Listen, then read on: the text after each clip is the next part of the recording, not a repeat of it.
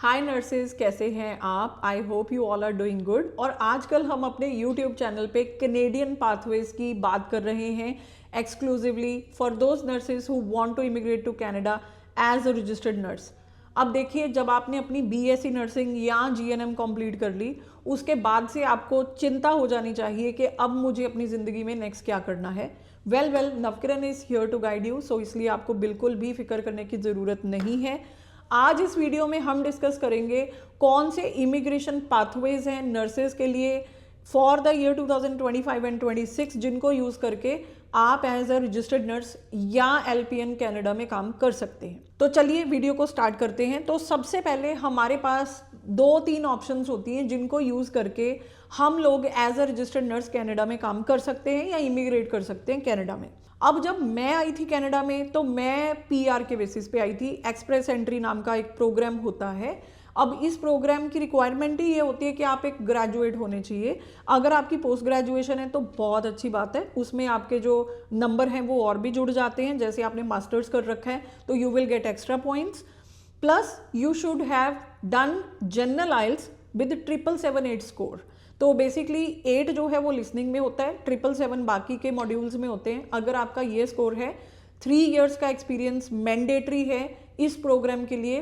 Graduation और post graduation, 3 years experience continuity में, in addition to this general IELTS. अगर आपका ये सारी चीज़ें फुलफिल हैं, and yes age should be less than 30, क्योंकि 30 इयर्स के अबव आपके पॉइंट्स जो हैं वो नेगेटिव में जाने लगते हैं, तो आप एलिजिबल हो जाते हैं एक्सप्रेस एंट्री प्रोग्राम के लिए, the same program with which I immigrated to Canada along with my family.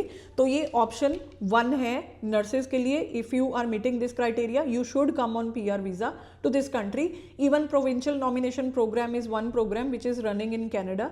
उसके बेसिस पे भी आप पीआर लेके कैनेडा में आ सकते। बाकी जो क्यूबेक इनकी स्टेट है, उनके रूल्स फ्रेंच के रिलेटेड होते हैं। आजकल फ्रेंच का भी बहुत ट्रेंड चल रहा है। इफ़ यू लर्न फ्रेंच तो आप कैनेडा की डायरेक्टली पीआर ले सकते हैं। तो ये पीआर की मैं बात कर रही हूँ इंडिया में बैठे बैठे, जब आप अपनी सीआरएस स्कोरिंग को जो है वो गेन कर लेते हैं और उनके ड्रॉ के अंदर अंदर आपकी सीआरएस स्कोरिंग आ जाती है। Yes, you can be eligible for the direct PR along with the family. Like जैसे आप मेन एप्लीकेंट होंगे तो आपकी जो डिपेंडेंट्स जितने भी होंगे फैमिली में, they can come along with you after getting PR to Canada from India. अब दूसरा जो रास्ता है कनाडा में आने का, दैट इज स्टडी वीज़ा, जो कि मैक्सिमम नर्सेज इसको करती हैं। Because not everybody is having MSc, not everybody is having 3 years of continuous experience, and not everybody could wait so long. अब ऐसा है कि जब आप स्टडी वीज़ा पे आते हो, स्टडी वीज़ा के ऊपर मैंने एक वीडियो डाल रखी है अपने यूट्यूब चैनल पे, और उसका लिंक मैं यहाँ पे दे रही हूँ। इस लिंक पे क्लिक करो तो तुम्हें ब्रिजिंग कोर्सेज का पता चलेगा कि कौन से आपने इस साल लेके आने हैं, कौन से कोर्सेज अप्रोप्रिएट हैं फॉर द नर्सेज। तो स्टडी वीज़ा पे जब आप आते हैं तो अप्रॉक्सीमेटली आपका खर्चा लग जाएगा अराउंड आप 25,000 to 30,000 कैनेडियन डॉलर जो है वो लगा के चलो, सब कुछ मिला के 2 साल का कोर्स अगर आप लेके आते हो। और कॉलेजेस की लिस्ट, कौन से कॉलेजेस अप्रोप्रिएट हैं, कौन से कोर्सेज अप्रोप्रिएट हैं, इसके लिए जो वीडियो मैंने पहले मेंशन करी है वो देख लेना, आपको कंप्लीट इन्फॉर्मेशन मिल जाएगी। स्टडी वीज़ा आने में मतलब अप्रॉक्सीमेटली आपको 6 महीने का टाइम जो है वो लग जाता है आफ्टर सबमिटिंग योर एप्लीकेशन। अब इसके लिए एकेडमिक आइल्स चाहिए होती है और बैंड रिक्वायरमेंट 6 से लेकर 7 के बीच में वेरी कर सकती है, और स्टडी वीज़ा के लिए आपको चाहिए होता है एकेडमिक आइल्स। एक चीज़ मैं और मेंशन कर देती हूँ, जैसे मैं पहले एक्सप्रेस एंट्री या पीएनपी प्रोग्राम की बात कर रही थी, तो जब आप अपनी सीआरएस स्कोरिंग के अंडर आपका ड्रॉ निकल आता है, उसके बाद अप्रॉक्सीमेटली 1 साल का टाइम लगता है आपकी पीआर आने में।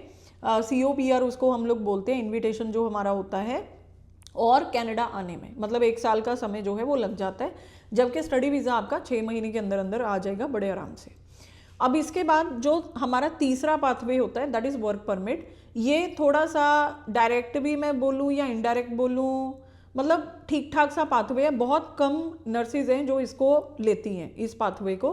रीज़न कॉस्ट बहुत ज़्यादा होती है, और दूसरी चीज़ आपको एम्प्लॉयर ढूंढना पड़ता है कनाडा में। कनाडा में ऑलरेडी इनकी खुद की बहुत सारी रजिस्टर्ड नर्सेज हैं, तो इस केस में वर्क परमिट का थोड़ा सा मतलब ऐसे डिफ़िकल्ट होता है, इसीलिए ये एक बहुत फेमस पाथवे नहीं है।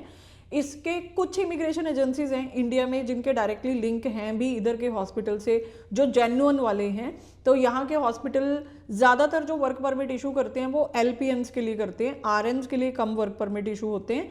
And according to the new rules, work permit जब इशू होगा तो सिर्फ कनाडा में कैंडिडेट ही आ सकता है अकेला, उसकी फैमिली साथ में नहीं आएगी।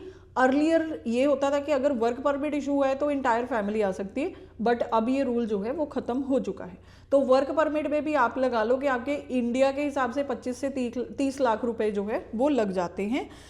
अब इसके साथ साथ आप ये देखिए कि आपको यहाँ पे आना भी है, फिर यहाँ पे आके आपकी सेटलमेंट की कॉस्ट होंगी, आपको घर किराए पे लेना पड़ेगा, फिर आपका यहाँ पे जब आप एयरपोर्ट पे उतरते हो तो they also ask for the proof of funds. मुझे खुद 13,000 कैनेडियन डॉलर्स का उन्होंने बोला था कि आप शो करो। When I landed in Canada I had to show it, I was having that thing, क्योंकि मुझे उस टाइम पे पता था दे कुड आस्क। तो आपको अपने अकाउंट में जो मनी वगैरह है वो रखनी पड़ती है।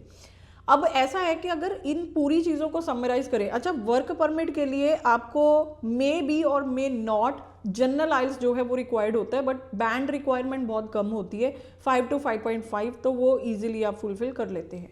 क्योंकि वर्क परमिट इशू होने से पहले आपकी हॉस्पिटल के साथ इंटरव्यू होती है, then they analyse whether you are good at speaking English, if not they could tell you to go for general IELTS. अब PR के लिए और वर्क परमिट के लिए मैंने क्या बोला, जनरल आइल्स।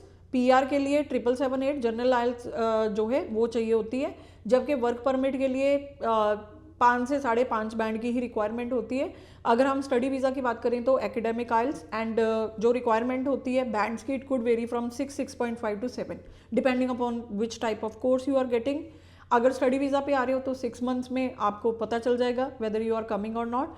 PR पे आ रहे हो तो इन्विटेशन आने के बाद 1 साल तक का जो समय है वो आपके पास होता है। और वर्क परमिट जो होता है उसकी कोई ड्यूरेशन का पक्का नहीं होता, बहुत वैसे जल्दी ये आता है अगर जेन्युइन तरीके से आपको वर्क परमिट इशू हो रहा है। तो अगर और भी आपको इन्फॉर्मेशन चाहिए regarding nursing licensure process in Canada, USA और ऑस्ट्रेलिया, या आपको इमिग्रेशन के रिलेटेड कोई क्वेश्चंस पूछने हैं, आपके मन में कोई डाउट्स हैं, तो नवकिरण नर्सिंग क्लासेस का ऑफिशियल नंबर मैं दे रही हूँ इनटू द डिस्क्रिप्शन। आप वहाँ पे जाइए, उस नंबर पे हमें कांटेक्ट करिए और बन जाइए registered nurse in Canada, USA and Australia.